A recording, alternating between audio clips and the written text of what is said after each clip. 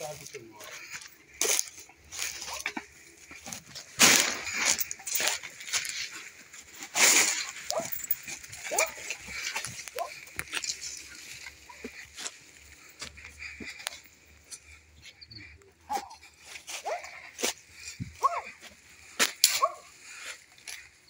ebyokulya abantu mu bitundu eby'Erakai bizze biwulirwa era ng'olunaku lwa leero tusituse ne tutuukayo okulaba oba bituufu era ng'eno tusanze omusajja Mazitone nga taata w'omugenzi kati Kiraneza Blessing era ng'ono mutuuze ku kyalo Bale Bushenyi mu disitulikiti y'Erakai ng'agamba nti muwala we ono ow'emyaka 4 gyokka yakwatibwa n'aliibwa era nga bagenda okumuzuula ng'asigadde kiwuduwudu ng'ebitundu bye eby'omu eby'omubiri takyabirina. Ono agamba nti amawulire g'okubula kwa muwala we gamusanga mu kibuga Dar es Salaam mu ggwanga erya Tanzania gyali agenze okuyiiya era nga n'okugategeera yagasanga ku mukutu mu gattabantu ogwa Facebook. Ne baŋŋamba omwana yabuze ne wayita ennaku zaalinga 3 ne baŋŋamba omwana alabise naye ebitundu ebimu tebiriiko. Kyamazima nawulira bubi nnyo n'ebyokukola bye nali ngenza okukola ne binnema. Nagezaako okwagala okujja ne kinnemerera kuba ensonga baali bamaze okuggalawo nga tewali bbaasi eva mu kibuga Dar es Salaam kutambula yonna nga baazisibye. Ekisinga okuluma Mazitone n'okumukaabya amaziga agamba nti newankubadde obujulizi obulumika Mande bwaweebwa poliisi ate nga kyennyamiza okulaba ng'abantu abaawa obujulizi ku kuttibwa kw'omwana we ate baggulwako emisango egy'okusaanyaawo ennyumba ya Ttone kusa n'olusukulo olw'ebitooke nga kati mu kaseera kano abatuuze batunze ebibanja byabwe okusobola okulaba nga bavvuunuka omusango guno newankubadde nga omusango tegunnaba kuggwa. Mwana wange yali aweza emyaka 4 yali first born wange. Bamulya era yamulya Mande bwe natuuka amawulire bagamba n'obujulizi obwali obumuluma bwaliwo. Nakato Faith ng'ejjajja w'omwana ono era nga yali abeera naye tumusanze mu maka ge agasangibwa ku kyalo Bale Bushenyi mu disitulikiti y'Erakai era nga tuwulidde engeri muzzukulu we gye yabulamu n'okutuuka okuliibwa. Nze nagenda okuva mu nnimiro okutuuka wano nga saamana nga baŋŋamba yakusanzeeyo mu nnimiro. Nsaada mumulaba ono agamba nti oluvannyuma lwa muzzukulu okubula yaddukira mu b'obuyinza okwekubira enduulu era bwe batyo basukiramu nga beegattiddwako abatuuze okutandika okuyigga omwana wabula ng'ekyabajja enviiri ku mutwe kwe kusanga muzzukulu we nga yasaliddwako ebitundu ebisinga omuli amagulu gonna, akabina, emikono kw'ossa n'amaaso. Bwatyo kyandaga nti mwana wange kagoye ke kateeteeyi na kapale na buyeboyebo era twanoonya ab'Erakai ne bavaayo ne tunoonya kuva ku Sande paka lwakuna ne tulaba akatundu ako ke baateeka wangulu naye ng'omukazi yali yaŋŋamba dda ati ndi kukola akantu k'olifa teweerabidde. Jjajja w'omwana ono alumiriza mukyala Ndagire kw'ossa ne bbawe Senkai Mande okubanga be baabuzaawo muzzukulu we n'ekigendererwa eky'okumulya era nga yasangibwa aliriddwako ebitundu bye eby'omubiri nga n'ekiwuduwudu ekyasigalira kyasangibwa kikaliriddwa ku muliro ekyongera okwoleka nti abaabuzaawo omwana ono balina ekigendererwa eky'okumulya. Mwana wange baamulya baamutta be bandiira omwana omukyalo oyo ne mwami Mande. Ekyamazima namusangira ddala ku ssaawa emu ng'aba omukazi amuyingiza mu nnyumba zagenda okuwera ssaawa 2 ng'omwana takyakola ki takyalabika. Tetwagadde kwesigama ku bigambo bya Nakato jjajja w'omwana eyaliibwa kugamba nti Senkai Mande ne mukyala we Ndagire bali abantu bwetyo tubuuziza ku batuuze ku bigambo ebyogerwa ku mutuuze munnaabwe Senkai Mande kw'ossa ne mukyala we Ndagire wabula nga bano nabo tebaawukanye ku mukyala Nakato. Naye nga ye Mande avudde mabega ng'obubonero bwakola bungi obulaga nti muliwo abantu. Kubanga yaziikako n'enkoko mu mbugo z'abantu ne bagamba omuntu oziika otya enkoko kababe nga bakuttidde ekintu n'oziika enkoko mu mbugo.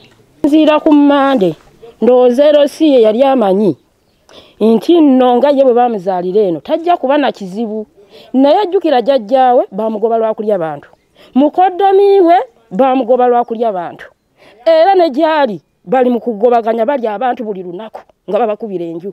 Ku kyalo kye kimu kino Bale Bushenyi tusobodde okusinkana mwannyina wa Mande Senkai ng'ono Nakabanda Mariam ayogerwako ng'omusezi Kayingo wabula ng'ono naye tayawukanye ku batuuze banne ng'alumiriza mwannyina okubeera omuli w'abantu nga yatuuka n'okumuperereza okumwegattako bakole omulimu gwe gumu wabula ono n'akigaana era nga batandika kulabagana nga balabe.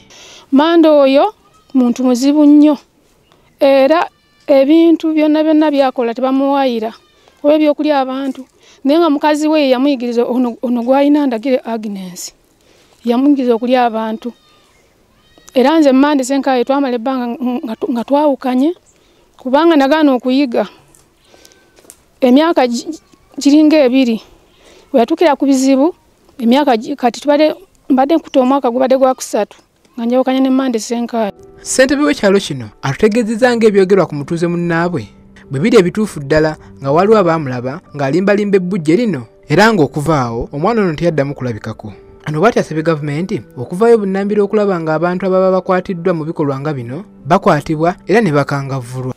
Muzzukulu wa Kalabeeri eyamukwata ye Misindagire Agnes. Kuba nnyina omutuuze gw'ayita ku Sirofa Kasaanya yamusanga ku ssaawa zaalinga 12 ng'amulimbalimbisa amandaazi ng'akwata ku mwana oyo amuyingize mu nnyumba. Era enkeera nafuna lipooti nga tunoonyereza omutuuze oyo yajja n'aŋŋamba omwana namusanze wa gundi twatandika okulinnya ensiko ne tunoonya omwana n'abula. Ku kyalo kyekimu kino ekya Bbaale Bushenyi Mazzi Tone si ye yekka eyakaliibwa omuntu we nga ne Ssekwajja Mustapha y'omu ku bantu abayita mu bulumi oluvannyuma lwa mwannyina eyali olubuto olw'abalongo okukwatibwa emisana ttuku ng'ava ku dduuka n'attibwa era bw'atyo n'aliibwa wabula nga naye eyamulya n'okutuusa kati alya butaala. Ne bawulira ebikubagana mu nnyumba ne bagamba muno walimu omuntu ne bakuba oluggi era bakuba oluggi omusajja yasangibwamu ng'alimu n'akaana akawala sayizi kaali kabulako katono kwenkanono ne babakwata ne bamubuuza akaana akawala kaayogera ne kagamba kituufu tata yaleese omukazi era yamukozesa n'aleeta n'akakumbi nti yamukozesa akakumbi kaakano yakatadde mu kitanda munda ne bakaleeta era awo we twatandika. Mustapha ono alumirizo yali osi waabwe eyategerekeseko eri akalulu okubeera n'ekkobaane ku bantu bano abali abannaabwe ng'agamba nti n'omwana ono omuto Kiraneza Blessing eyakaliibwa osi kalulu yakwatagananga n'abo abaali omwana ono bulungi nga n'olumu yamugolokosaako okumuwa amafuta asobole okutambuza abasezi bano.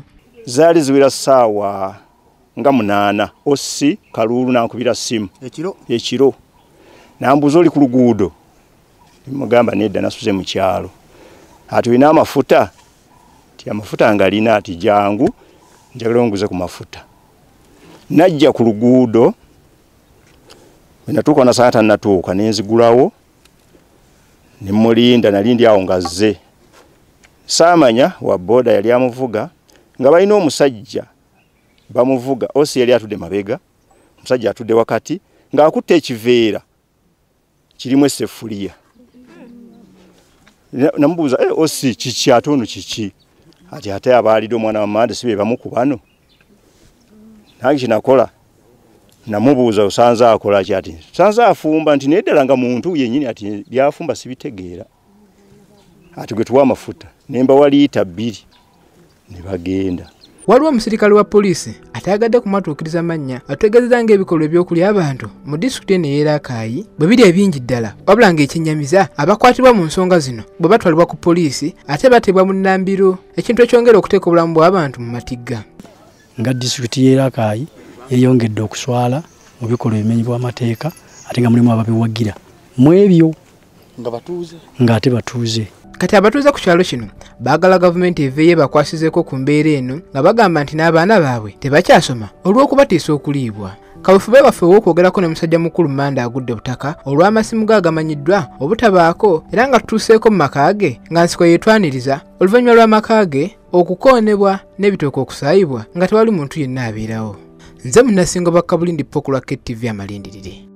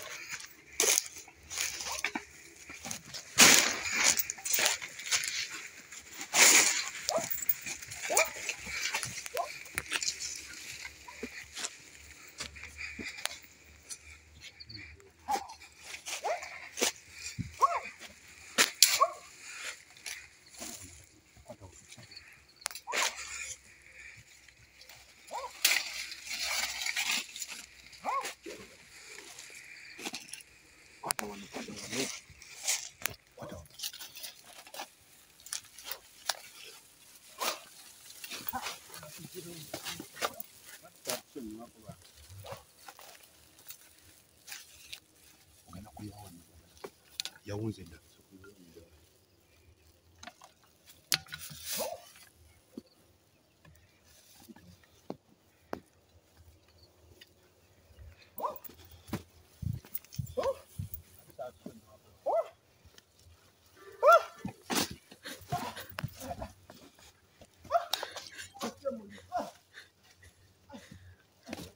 dagala yangu yawa